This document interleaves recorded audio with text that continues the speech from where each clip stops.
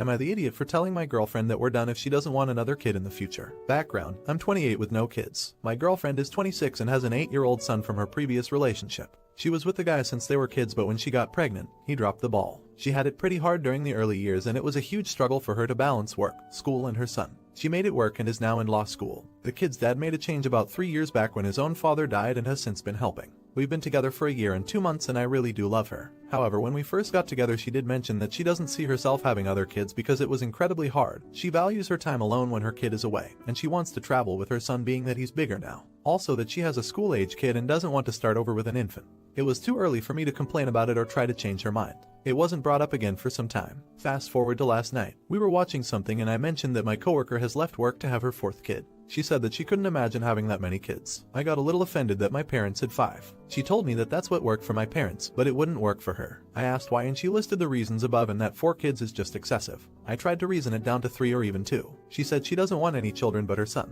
The way I see it, the only reason it was so hard was because of her age when she first had him. My logic is that any future children we produce will be secure and she won't be alone or have to struggle. For background, I have 4 siblings while she has 1 sister who lives in another state. She doesn't understand how important siblings are. I told her if she's unwilling to have even 1 child for me in the future, then we're done. She agreed and said we're done then, and I'm incredibly hurt. This is a hill she's willing to die on. She's super smart, but so hard-headed. No matter what I said all night, she wouldn't hear it or budge her views at all. I'm hurt because I made the empty threat and she very easily went through with it. I'm not feeling valued at all. I love this woman and the thought of us having an expiration date kills me. I want to marry her and have kids with her and she's just uninterested. She also said I was being an idiot and not taking her experiences into account when I totally am. I acknowledge how hard it was for her, which is why I think she would have a totally different experience if she tried again. She's not 18 anymore and will have me by her side. I want her back but don't know what to say. She seemed very certain when she agreed to the breakup. Please tell me, am I the idiot? Update. Well, it's been about 3 weeks since my post and my breakup, and it took almost that full time to let it sink in what I've really done. I self-wallowed for some time and attempted to guilt trip her and get my siblings to talk to her for me.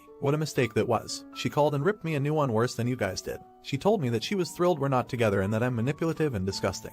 That left me really shocked, and I had to review my behavior over the time we had been together. I think over my life I always had an idea that with enough perseverance anyone's mind can be changed. I don't know where I got this from. I guess I thought it was a sign of being a strong person. Like taking what you want from life even when the chances are slim. It sounds stupid because it is. I reread my post just now and cringed the whole way through. Even the language I used showed that she was right and I am manipulative. She's a human being and I didn't treat her with respect. I played with our relationship to get her to change her mind about something very important to her. I deserve what happened. I also have realized that our views on the relationship were a little different. She had never brought up marriage or anything while it had crossed my mind almost daily because I really was so enamored. So I probably looked insane going on about having 3 children. It sounds so stupid to me now. Among the things she said on the phone, one was that she found my lack of respect for her body and choice is appalling. I wasn't asking her to be forgiven, but I wanted to express how much her and her son meant to me. And as most dumb people tend to do, I couldn't even give a poop about what I was bitching about in the first place. I miss going to the park with her and her son. Those days were nice and calm and I didn't appreciate them. I let some fictional children and my bad habits ruin something good.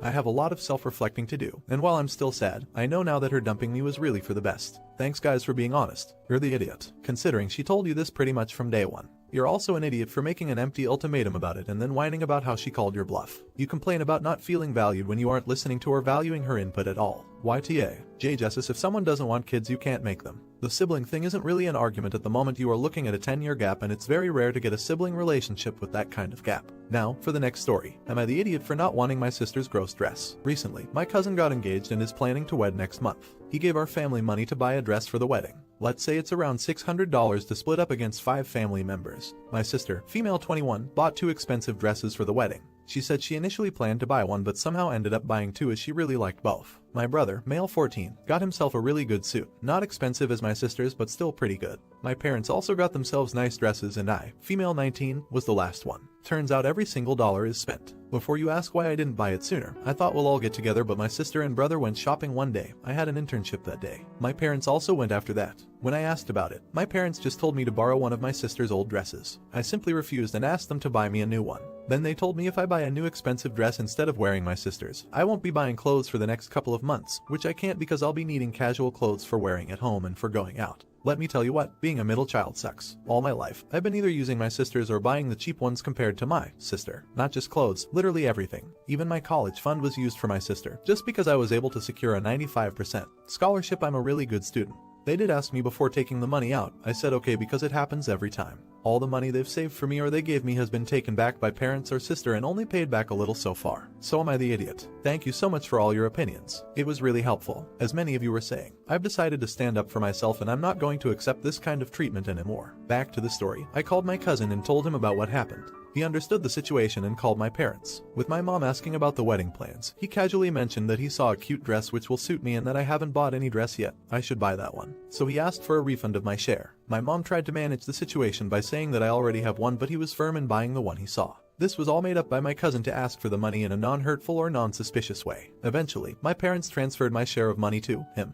No, my sister didn't return her dress. He mentioned that he's going to take me out next weekend for shopping as well as dinner with his fiancée. They offered and I declined. But they insisted, saying it's not a big deal, they're both so sweet. Somehow, my sister ended up hearing this. She came to me saying that she will come along and that it's unfair I'm the only one going out with them. She didn't talk much or formed a nice convo when we first met his fiancé, so they didn't invite her. I replied, maybe you should have been a little nicer instead of acting like a spoiled brat. And you finished your shopping already, so you literally have no right to come along. So stop being so entitled and suck it up. They don't want you to come, which pissed my sister off. My parents didn't take her side this time and remained silent, which even more pissed her. Gosh, I loved the look on her face when she walked out. She was really frustrated and was on the verge of tears. But I don't feel guilty. In fact, I've never felt any better. Edit 1. I'd like to add one thing, that my parents didn't cut my casual clothes budget, thankfully. 2. Many of you were concerned about the dress, so I took your advice, and to be on the safe side, I'll ask my cousin if he's okay with keeping the dress. Most probably he'll say yes, so no worries. Not the idiot. Your sister shouldn't get 2 dresses when there wasn't enough money for you to get one. She should have been made to return one so that there was money for yours. If they're letting her keep 2, they should buy you one, and it shouldn't count against other clothes you get.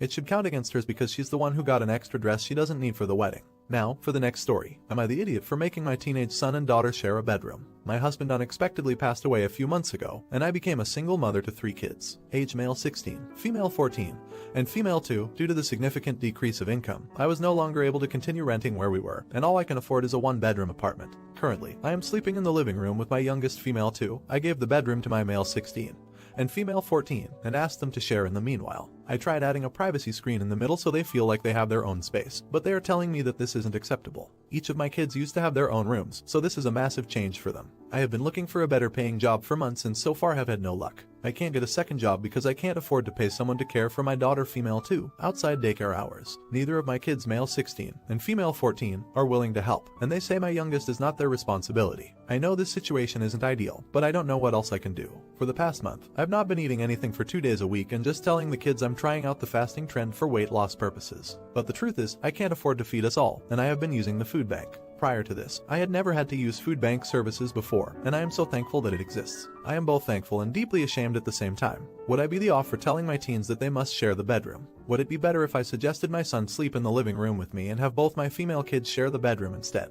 I do not live in the US, but it is not common for teenagers of the opposite sex to share a bedroom. That is something I do absolutely recognize. Edit. Gosh, I really wasn't expecting so many responses when I checked back. Thank you, everyone. All this time, I did feel it would be unfair to put adult problems on my kids. However, I will be giving them a surface-level talk about our finances. I'll also be bringing them with me to the food bank. Hopefully, they'll be more understanding. Edit 2. The bedroom is larger than the living room. I am able to fit 2 single beds into the bedroom, and the kids have space to store their clothes while still having the room divider in the middle. The living room is smaller. I currently have my youngest and my own clothes stored in the hallway due to lack of space. It is right next to the washroom and kitchen, so there is a lot of foot traffic. The living room also doubles as dining space because there is no dining room. Update. I had a chat with my kids after work. I still don't want to put an adult problem onto my kids, so I only gave them a brief overview of the dire financial issues we're having after my husband, their father, passed away. Us downsizing to a 1-bedroom apartment was not by choice. I also told them the truth about how I couldn't afford to feed us all and why I didn't eat 2 days of the week. I was afraid of how they would take the news, but it had gone better than I expected.